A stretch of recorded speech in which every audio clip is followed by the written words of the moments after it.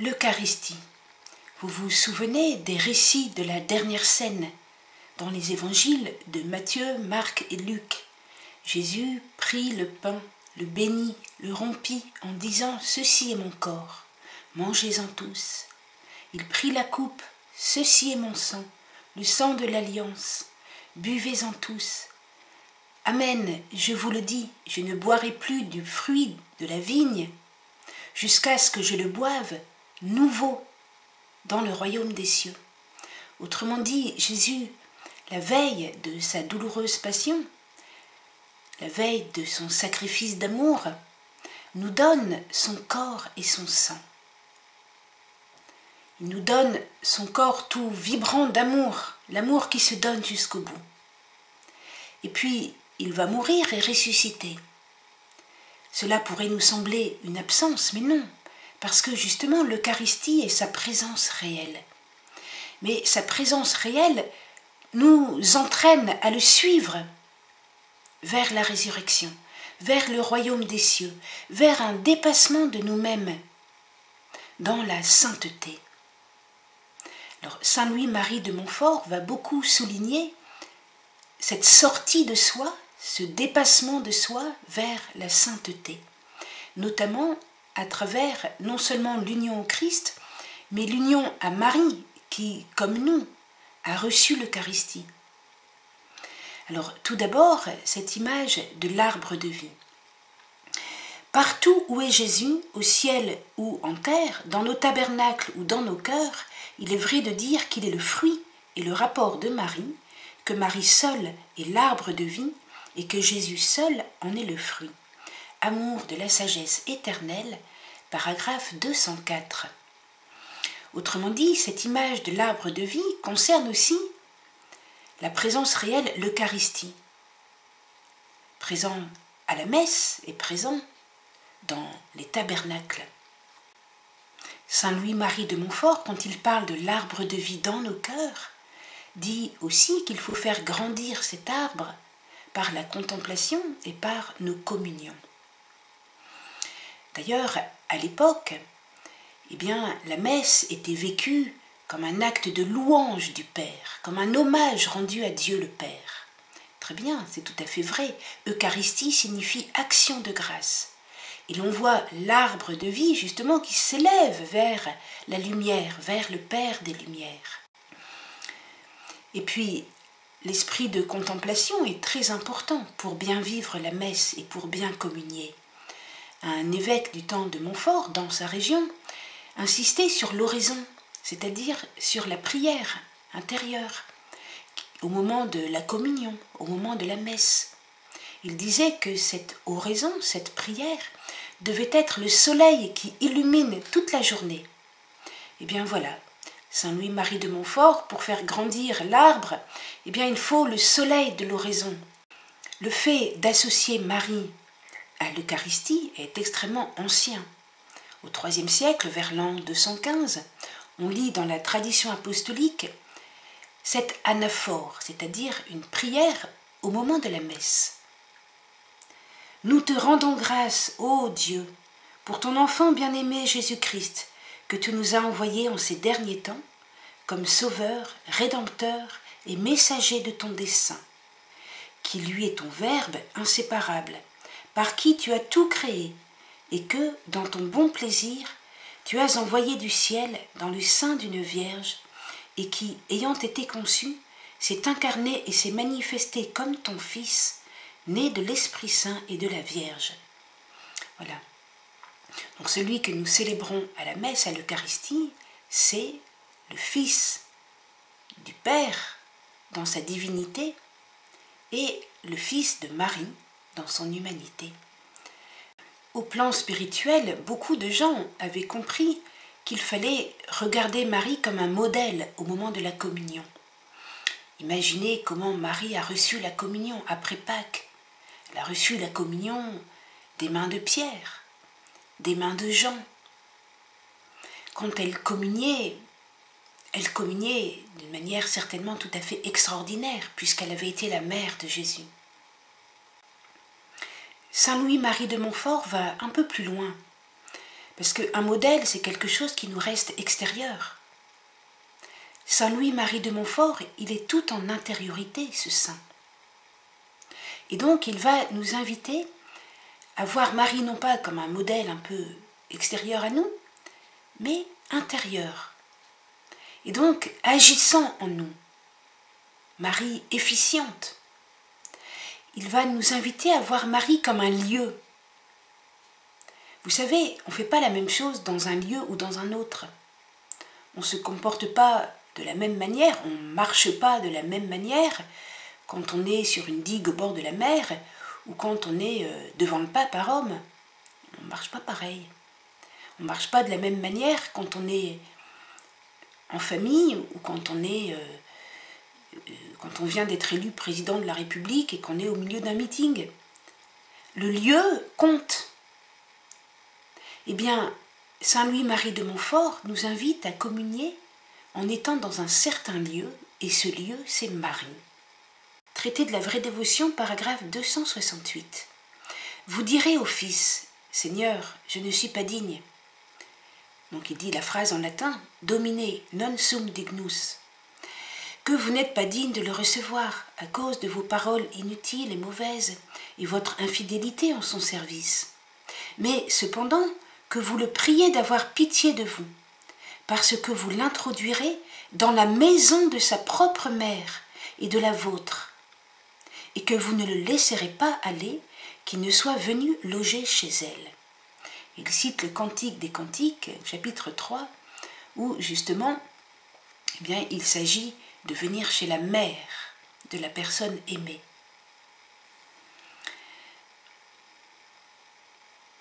Et ensuite, vous le prierez de se lever et de venir dans le lieu de son repos et dans l'arche de sa sanctification. Venez, Seigneur, dans le lieu de son repos. Non, mauvais. Je recommence tout le VD de temps. Alors, vous direz au Fils, Domine non sum dignus. Là, c'est en latin une phrase qui signifie Seigneur, je ne suis pas digne. C'est la phrase que l'on dit traditionnellement avant de communier. C'est une phrase liturgique. Et bien sûr, qui serait digne de recevoir l'Eucharistie? Donc, que vous n'êtes pas digne de le recevoir à cause de vos paroles inutiles et mauvaises et votre infidélité à son service. Entre parenthèses, on voit bien qu'il s'agit là de péchés véniels, des péchés qui sont notre faiblesse humaine. Quand il y a un péché mortel, on ne va pas communier avant de s'être confessé, d'avoir reçu de façon certaine le pardon de Dieu par un sacrement de réconciliation qui comporte l'aveu, le repentir et la réparation. Une réparation qui n'est pas toujours possible de façon complète, mais au moins on fait un peu et puis on compte sur Dieu pour réparer ce que humainement on ne pourra plus réparer. En tout cas, ici, il s'agit de ce manque de dignité qui nous concerne tous à cause de notre fond imparfait. Comment recevoir Dieu? Alors, mais cependant, vous le priez d'avoir pitié de vous, parce que vous l'introduirez dans la maison de sa propre mère et de la vôtre. Autrement dit, on l'introduit dans la maison de Marie, qui est la mère de Jésus et qui est aussi la nôtre, puisque Jésus au calvaire a dit aux disciples « Voici ta mère ». Et alors ensuite, il cite le Cantique des Cantiques, où justement il est question de prendre la personne bien-aimée dans la maison de sa mère. Ça, c'est les noces. Je l'amène chez moi. Ensuite, vous le prierez de se lever et de venir dans le lieu de son repos et dans l'arche de sa sanctification. C'est une citation du psaume 132, verset 8. De venir dans l'arche de sa sanctification, c'est-à-dire l'arche d'alliance. Alors, ceux qui ont écouté les parcours bibliques savent que l'arche d'alliance, dans l'Ancien Testament, c'est un coffre recouvert d'or à l'intérieur, à l'extérieur, et qui contient les tables de la loi et la manne. Et que dans le Nouveau Testament, notamment dans l'Évangile selon saint Luc, on voit que l'Arche d'Alliance, désormais, c'est Marie. Notamment, souvenez-vous, dans le récit de la Visitation, Élisabeth s'écria d'une voix forte, un verbe qui signifie une acclamation liturgique, comme justement devant l'Arche d'Alliance qui était dans le Saint des Saints du Temple. « Comment m'est-il donné que la mère de mon Seigneur vienne jusqu'à moi ?» Or, c'est justement presque la même phrase que David prononça devant l'Arche d'Alliance. « Comment m'est-il donné que l'Arche de mon Seigneur vienne jusqu'à moi ?» Au moment du transport de l'Arche de l'Alliance, justement du nord du pays vers la Judée, comme Marie qui vient du nord du pays vers Élisabeth qui est en Judée. Donc, tout lecteur de l'évangile de Luc comprend que Marie est l'Arche d'Alliance, sur qui a reposé l'Esprit Saint, comme la nuée sur la tente de la rencontre, parce que elle est le lieu de la présence divine, comme l'Arche d'Alliance. Dieu descendait entre les ailes des chérubins sur le couvercle de l'arche pour parler à Moïse. Saint Louis-Marie de Montfort reprend cette image très biblique, très traditionnelle, pour que le fidèle, au moment de l'Eucharistie, invite Jésus à reposer en Marie, l'Arche d'Alliance, exactement comme au moment de l'Annonciation et de la Visitation. Jésus était en Marie, grand mystère que celui de la vie de Jésus en Marie. Et ce mystère, Saint Louis-Marie de Montfort voudrait qu'il se renouvelle. Alors bien sûr, c'est aussi en nous. Marie est en nous et Jésus descend en nous en Marie. Nous allons approfondir ce mystère, mais d'abord nous allons lire quelques strophes du cantique 134. Répandez, ô Mère admirable, dans nos cœurs toutes vos vertus, afin que le très doux Jésus y fasse un séjour agréable. Répandez votre amour en nous, afin d'aimer votre cher Fils par vous. Donc nous avons déjà vu avec Maurice Nédoncel, un philosophe, que les vertus sont uniques en chaque personne, mais que cependant, lorsque nous avons le témoignage d'une personne qui a une vertu, il prenait l'exemple du courage de Socrate, eh bien cela stimule en nous le courage. Autrement dit, Marie ne nous remplace pas, mais ses vertus, son amour, sa foi, réveillent en nous l'amour et la foi, stimulent en nous les mêmes vertus, nous font découvrir en nous quelque chose que nous ne soupçonnions pas.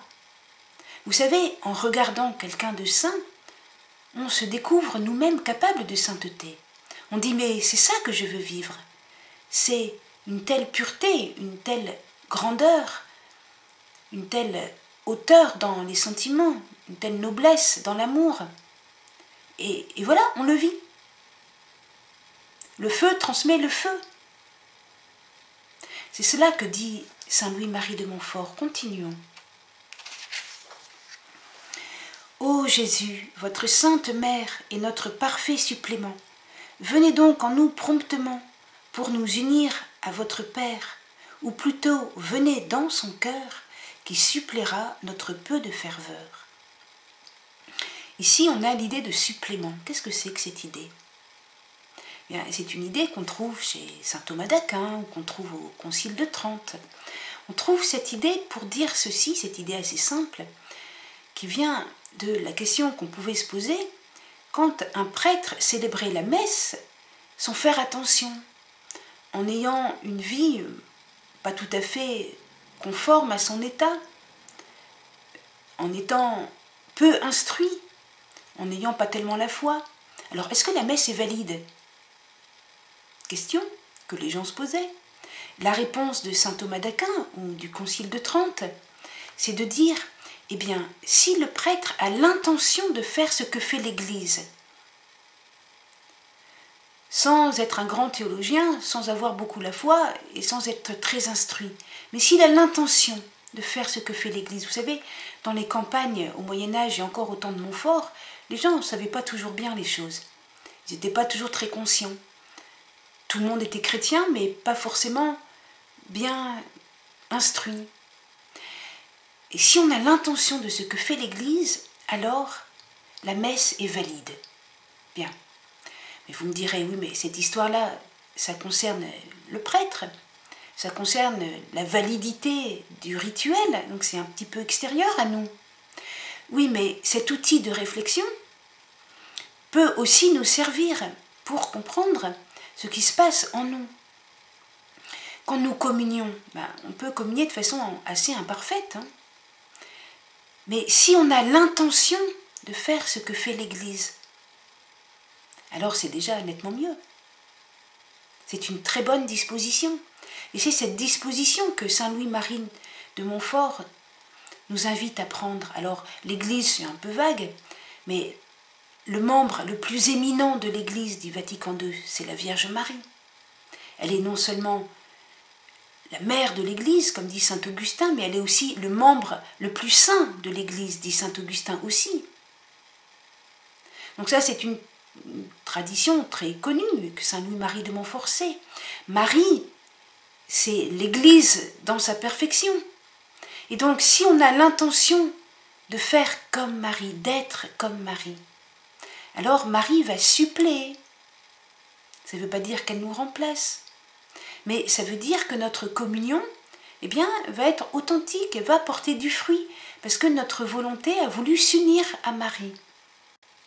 L'amour semble, en ce grand mystère, de leur cœur n'en faire qu'un, c'est-à-dire Jésus et Marie.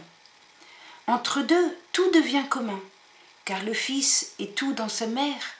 Dans la mère, on n'aperçoit plus que son cher Fils, que son amour, Jésus.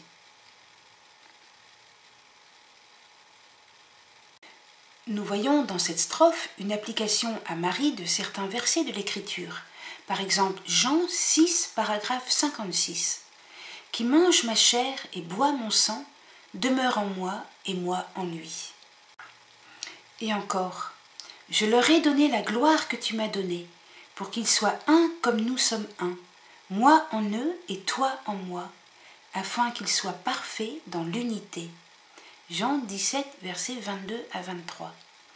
Donc cela aussi, on peut le dire de Marie, avec Jésus. Mais on peut le dire aussi de nous-mêmes, avec Jésus. Nous entrons ici dans la vie trinitaire, où il y a bien trois personnes, le Père, le Fils et le Saint-Esprit, mais qui n'ont qu'un seul être, une seule essence, une seule vie, un seul amour.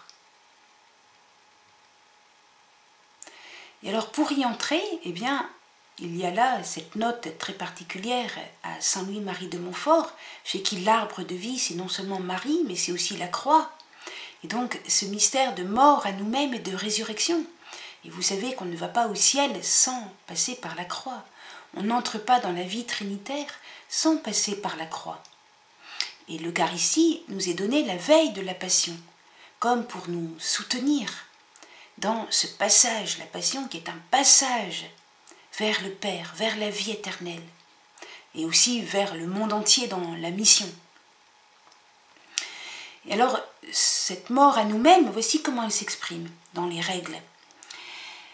Ne communiez pas pour avoir les goûts spirituels qui accompagnent cette divine action, mais pour y sacrifier toute chose à Jésus crucifié et anéanti. Et encore, tâchez de communier toujours par la Sainte Vierge, renonçant à vos propres dispositions et vous revêtant de celles de la Sainte Vierge, quoique inconnue, et faisant encore reposer Jésus-Christ dans son sein virginal, en esprit et en vérité.